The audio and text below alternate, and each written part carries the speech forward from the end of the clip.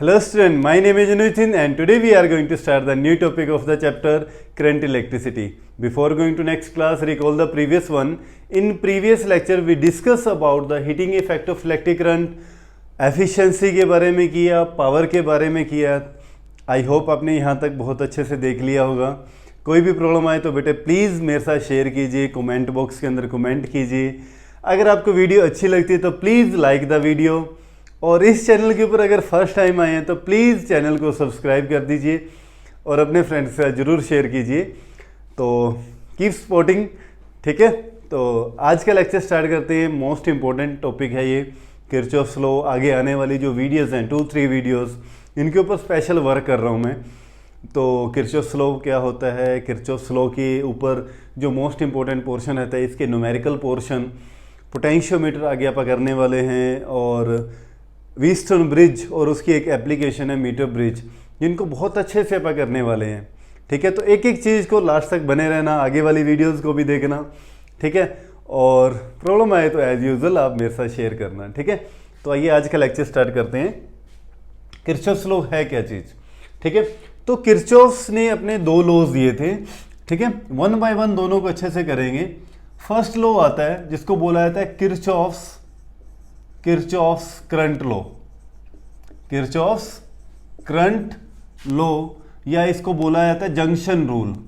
कौन सा rule? Junction rule.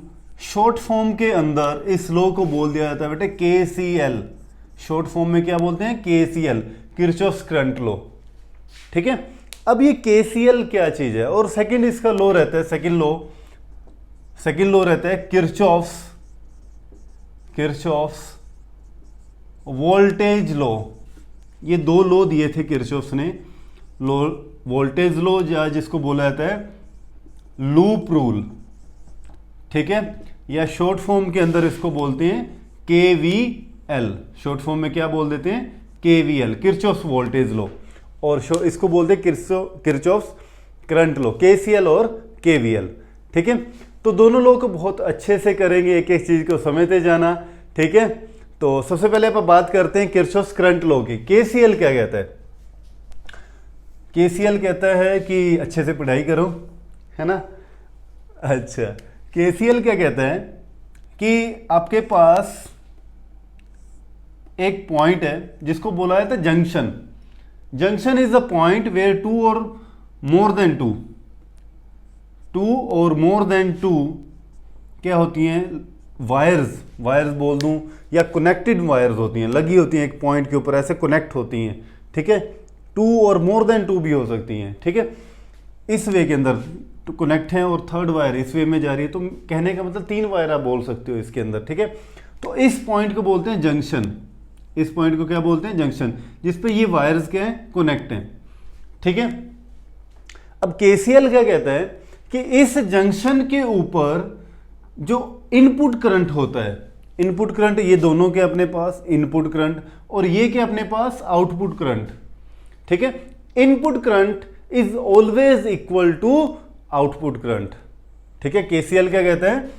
Eight junction समझ रहे हो? जंक्शन किसको बोला जाता है? जंक्शन इस पॉइंट को बोलते हैं. ठीक है, at junction the sum of input current is always equal to sum of output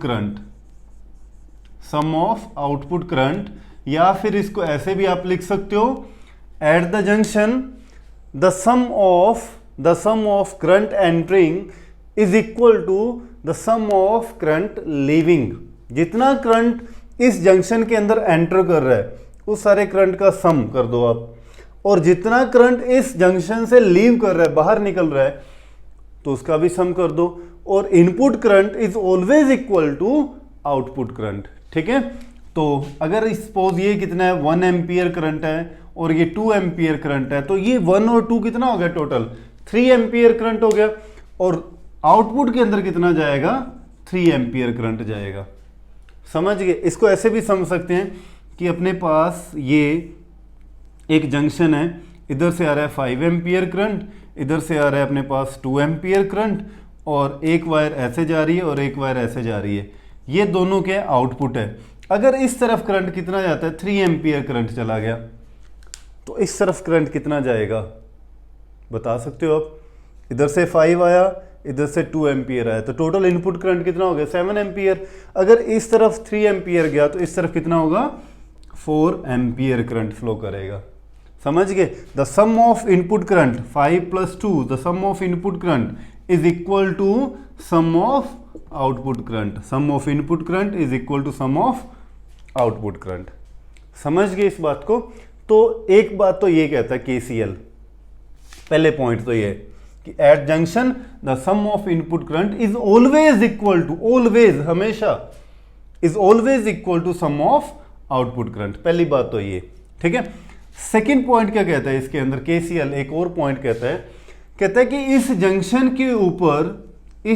के ऊपर जो नेट करंट की वैल्यू होती है वो हमेशा 0 होती है। क्या कहता है? At junction the value of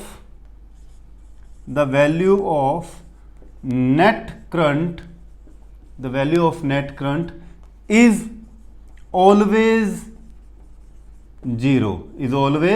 zero, मतलब summation of I is always equal to 0, मतलब सभी का सम क्या होता है, हमेशा 0 होता है। देखो कैसे, जितना करंट इनपुट किया, इनपुट करंट को हमेशा आप पॉजिटिव कंसीडर करते हो। आगे आप साइन कन्वेंशन के अंदर मैं आपको लिखवाने वाला हूं। इनपुट करंट को हमेशा पॉजिटिव कंसीडर करते हैं और आउटपुट करंट को हमेशा नेगेटिव कंसीडर करते हैं, ठीक है। कि 1 और 2 कितना आया, 3 एम्पियर करंट आया और टोटल करंट इसके ऊपर 3 एम्पियर आया और आउटपुट कितना हुआ, -3, तो नेट करंट कितना हो गया, 3 - 3 कितना हो गया, 0। इस पॉइंट पे जितना करंट आया था उतना निकल गया, नेट करंट क्या हो गया, 0। जैसे अगर मैं यहाँ पे बात करूँ तो इनपुट करंट कितना है, 7 है और आउटपुट करंट कितना लोगे आप, -7, तो नेट करंट यहाँ पर कितना हो गया, 7 - 7 क्या हो गया, 0। समझ गए ना? ये 2 इंपॉर्टेंट पॉइंट हैं केसीएल के। फर्स्ट पॉइंट क्या कहता है कि input current is always equal to output current, और सेकंड पॉइंट क्या कहता है कि net current at the junction is always equal to 0। Total current जितना भी होगा जंक्शन के ऊपर वो उसकी वैल्यू क्या होगी, 0 होगी। समझ में आ गई ये बात? तो प्लीज राइट कर लीजिए, ठीक है। इसके बाद आते हैं नेक्स्ट पॉइंट जो इसने केसीएल ने क्या कहा, ठीक है। एक एक पॉइंट को नोट करते जाना बेटे, नोट्स बनाते जाना साथ साथ, ठीक है। वीडियो अच्छी लगे तो प्लीज़ शेयर करना, लाइक करना, ठीक है, और ऐसे ही सपोर्ट करते रहना, मंद मंद मुस्कुराते रहना, अपना ध्यान रखना, ठीक है। तो आइए आगे क्या कहते हैं, केसीएल क्या कहते हैं। केसीएल ने थर्ड पॉइंट और क्या कहा, the value of input current is always taken as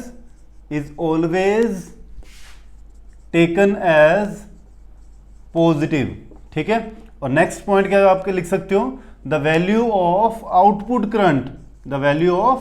output current is always taken as negative. तो ये साइन कन्वेंशन है केसीएल को जो आपको हमेशा याद रखने हैं। इनपुट करंट की वैल्यू आपने क्या लेनी है, पॉजिटिव, और आउटपुट करंट की वैल्यू क्या लेनी है, नेगेटिव लेनी है। तभी एक जंक्शन के ऊपर नेट करंट की वैल्यू क्या होगी, 0 होगी। तो आई होप कि आपको बातें सारी क्लियर होगी। अब सबसे इंपॉर्टेंट पॉइंट जो एग्जाम के अंदर बहुत ज्यादा पूछा जाता है कि ये किस प्रिंसिपल के ऊपर बेस्ड होता है, वो फंडामेंटल प्रिंसिपल क्या है जिस प्रिंसिपल के ऊपर केसीएल बेस्ड होता है, ठीक है। तो लिखना, it is based on the principle of law of conservation of charge। और ये एग्जाम के अंदर भी, कंपटीशन एग्जाम के अंदर भी ये क्वेश्चन बहुत पूछे जाते हैं कि केसीएल किसके ऊपर बेस्ड होता है, केवीएल किस फंडामेंटल प्रिंसिपल के ऊपर बेस्ड होता है, ठीक है। तो केसीएल किसके ऊपर बेस्ड होता है, कंजर्वेशन ऑफ चार्ज के ऊपर। देखो कैसे, ठीक है, समझना इस बात को, कंजर्वेशन ऑफ चार्ज के ऊपर ये कैसे बेस्ड होता है, ठीक है। तो इस पॉइंट के ऊपर अगर मैं बात करूं करंट की, तो आप कह रहे थे कि इधर से मान लो करंट आ रहा है, I1 करंट आ रहा है, इधर I2 करंट जा रहा है, तो इस तरफ I3 होगा। तो आप क्या बोलते हो कि I3 is always equal to I1 plus I2, input current is always equal to output current, यही बात बोलते हैं यहाँ पर। ठीक है, तो देखो इसके अंदर चार्ज पर यूनिट टाइम जितना, देखो इलेक्ट्रिक करंट क्या होता है, charge per unit time, flow of charge, यही तो होता है। ठीक है, तो चार्ज पर यूनिट टाइम जितना करंट इसके अंदर एंटर कर रहा है, कि जितना चार्ज एंटर कर रहा है उतना ही चार्ज क्या कर रहा है, लीव कर रहा है। समझ गए, जितना चार्ज पर यूनिट टाइम इसके अंदर एंटर करेगा जंक्शन के, उतना ही चार्ज पर यूनिट टाइम वो उसको लीव करेगा। ना तो आपने चार्ज को बनाया यहाँ पर, ना ही आप सॉरी ना ही आप चार्ज को क्या कर रहे, डिस्ट्रॉय कर रहे। ठीक है, चार्ज जितना चार्ज एंटर किया उतना ही चार्ज लीव कर गया। तो ये किसको ओबे करेगा, ये ओबे करेगा law of conservation of charge को। ठीक है, तो केसीएल के अंदर मेन 3 पॉइंट जो आपको ध्यान रखने हैं, फिर से रिपीट कर देता हूं कि केसीएल क्या कहता है कि input current, sum of input current is always equal to sum of output current. Second thing कि जंक्शन के ऊपर नेट करंट क्या होता है, जीरो होता है। इनपुट करंट की आपको वैल्यू हमेशा क्या लेनी है, पॉजिटिव लेनी है, और आउटपुट करंट की वैल्यू आपको क्या लेनी है, नेगेटिव लेनी है। और सबसे इंपॉर्टेंट थिंग जो केसीएल होता है वो किसके ऊपर बेस्ड होता है, वो law of conservation of charge के ऊपर बेस्ड होता है, कि जितना charge per unit time enter करता है उतना ही charge per unit time leave करता है जंक्शन को।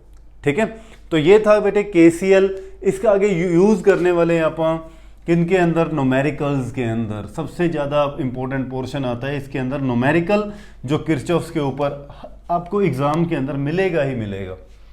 ठीक है, अब सेकंड रूल आता है अपने पास KVL, Kirchhoff's voltage law, short form में क्या बोल देते हैं, केवीएल, किरचॉफ्स वोल्टेज लॉ, या जिसको बोला जाता है लूप रूल भी बोल दिया जाता है। ठीक है, आई बात समझ में। अच्छा, केवीएल क्या कहता है, समझना।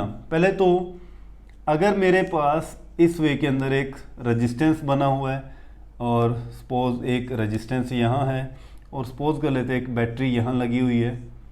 ठीक है, और एक बैटरी मैं यहाँ लगा देता हूँ। ठीक है, इस वे के अंदर तो ए बी सी डी और वापस ए। ठीक है, इसको क्या बोलते हैं, क्लोज्ड लूप। क्या बोलते हैं, क्लोज्ड लूप। भी जहां से चले आप वहीं से ही वापस आ गए। इस पॉइंट से चले, बी पॉइंट पे गए, बी से सी, सी से डी, और डी पे अगर आप क्या आ जाते हो, वापस आ जाते हो, तो इसको बोलते हैं क्लोज लूप। क्या बोलते हैं, क्लोज लूप। ठीक है, जहां से चले वहीं पे वापस आ गए। अब ये क्या कहता है, केवीएल क्या कहता है कि जब आप एक क्लोज लूप के अंदर ट्रैवल करते हो, एक क्लोज लूप के अंदर चलते हो, तो इन सभी के क्रॉस जो पोटेंशियल डिफरेंस होगा उस सभी का अलजेब्रिक सम कर दो पोटेंशियल का। मान लो इसके अक्रॉस कुछ पोटेंशियल डिफरेंस होगा V1, इसके क्रॉस कोई पोटेंशियल डिफरेंस होगा V3, V2, इसके कुछ कोई पोटेंशियल होगा, इसके कुछ कोई पोटेंशियल होगा, और इसके कुछ कोई पोटेंशियल होगा। समझ गए ना, इन सभी पोटेंशियल्स का अलजेब्रिक सम कर दो तो वो हमेशा क्या आएगा, जीरो आएगा। किस केस में, क्लोज लूप के केस में। ठीक है, क्या कहता है, the algebraic sum of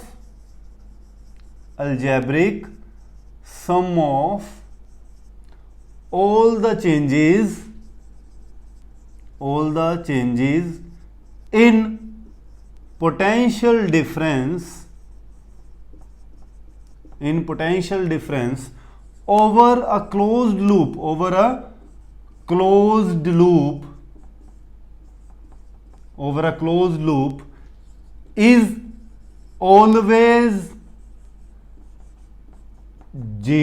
over a closed loop is always zero. The algebraic sum of all the changes in potential difference over a closed loop is always zero. भी जहां close loop का मतलब समझ रहे हो, इसको मैंने देखो यहाँ पे कैपिटल लेटर से लिखा है, क्लोज कंपल्सरी है ये लूप, बंद होना, कि जहां से आप चले वहीं पे घूम के क्या आगे, वापिस आ गए। तो जितना भी पोटेंशियल का डिफरेंस के अंदर यहाँ पे चेंज आया, सभी को क्या कर दो, ऐड कर दो, तो नेट पोटेंशियल क्या हो जाएगा, जीरो हो जाएगा। मतलब क्या हुआ कि delta summation of delta V is zero. Sum of all the changes in potential is always equal to zero. समझ में आई ये बात? ठीक है, कोई डाउट अब इसमें? ठीक है अब देखिए आगे क्या कहते हैं इसके अंदर। देखो ये पोटेंशियल जीरो क्यों हुआ, इसके पीछे रीजन क्या था।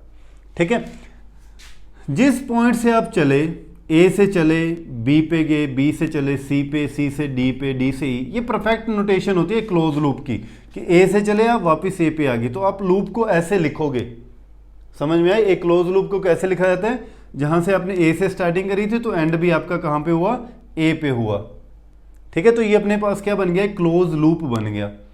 इस क्लोज लूप के अंदर देखो इस पॉइंट पे चले वापस आ गए इसी पॉइंट पे, तो पोटेंशियल डिफरेंस कितना हुआ? ए से चले वापस ए पे ही आ गए, तो potential difference V A minus V A क्या होगा? भी जीरो होगा। समझ गए?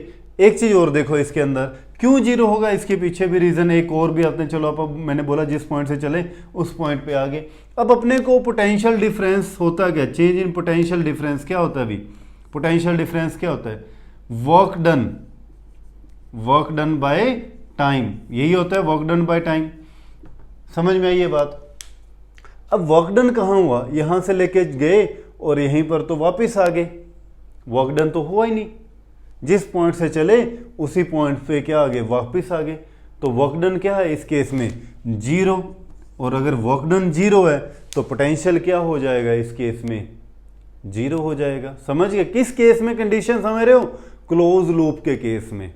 अगर वर्क डन जीरो हो जाता है तो यहां पर जो पोटेंशियल एनर्जी होगी डेल्टा यू, जिसको आप बोल देते हैं delta U, change in potential energy, उसकी वैल्यू भी हमेशा क्या रहेगी? जीरो। क्योंकि अगर वर्क डन हमेशा इक्वल होता है जीरो के।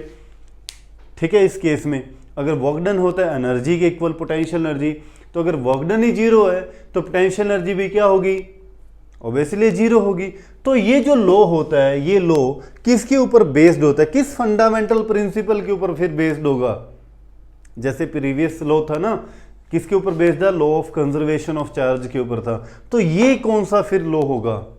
ये बेस्ड होगा law of conservation of energy के ऊपर बेस्ड।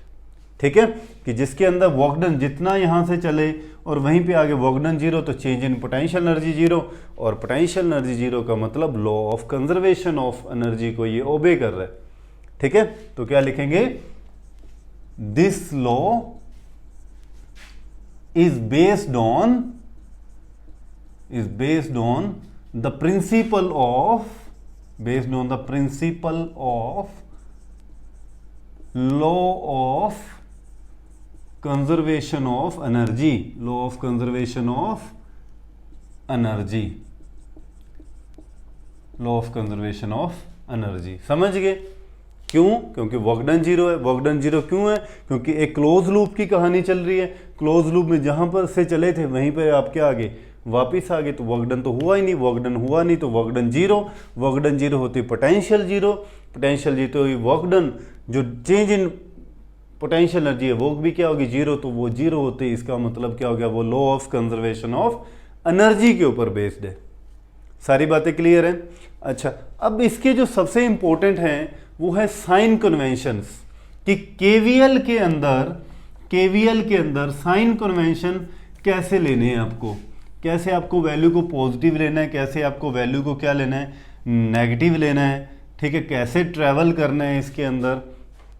तो सबसे इंपॉर्टेंट थिंग अब ध्यान दीजिए, साइन कन्वेंशन फॉर केवीएल के लिए साइन कन्वेंशन क्या रहेंगे? नंबर वन, सबसे इंपॉर्टेंट थिंग कि आपकी मर्जी है इसके अंदर, आपकी मर्जी है, बहुत सारी आपकी मर्जी चलने वाली है इसके अंदर। मर्जी ये है इसके अंदर कि आप इस क्लोज लूप के अंदर कैसे भी मूव कर सकते हो। कैसे भी मूव करने का मतलब क्या हुआ कि आप चाहो तो एंटी क्लॉकवाइज इसके अंदर ट्रैवल कर सकते हो कि ए से बी गए, बी से सी गए, सी से डी गए और डी से ए आई। या तो आप इस वे के अंदर क्लॉकवाइज ट्रैवल कर सकते हो या फिर आप एंटी क्लॉकवाइज भी ट्रैवल कर सकते हो। कि ए से डी गए, डी से सी आए, सी से बी गए या बी से ए आए, मर्जी है आपकी। समझ गए? तो क्या लिखेंगे? Number 1 the direction of travel along clockwise और एंटी क्लॉकवाइज, क्लॉकवाइज और एंटी, आइदर क्लॉकवाइज और एंटी क्लॉकवाइज। ठीक है, आप इसमें लिख सकते हो the direction of travel either clockwise और एंटी क्लॉकवाइज, अपनी मर्जी है इसमें, जैसे मर्जी चलें। ठीक है। सेकेंड थिंग जो इसके अंदर अब ध्यान रखना है कि जो इसके क्रॉस पोटेंशियल ड्रॉप हुआ, इस रेजिस्टेंस के क्रॉस पोटेंशियल ड्रॉप जो होगा उसकी वैल्यू को आपने कैसे लेना है, नेगेटिव लेना है, पॉजिटिव लेना है, कैसे लेना है। ठीक है, देखो पोटेंशियल निकालने का general formula Ohm's law V = IR होता है अपने पास। ठीक है, इसके ऊपर ये सारी बातें और बढ़िया वे के अंदर क्लियर होंगी जब अपन न्यूमेरिकल करने वाले हैं। ठीक है तो देखिए, अगर आप ट्रैवल कर रहे हो in the direction of current, जैसे आप इस तरफ करंट फ्लो कर रहा है, मैं बोल दूं कि करंट ऐसे फ्लो कर रहा है इसके अंदर, तो अगर आप करंट की डायरेक्शन में क्या कर रहे हो, ट्रैवल कर रहे हो, मूव कर रहे हो करंट की डायरेक्शन में। ठीक है, तो उस केस में आपको जो पोटेंशियल ड्रॉप है उसकी वैल्यू को नेगेटिव कंसिडर करना है। क्या करना है? If the direction of current, the direction of flow of current is same as the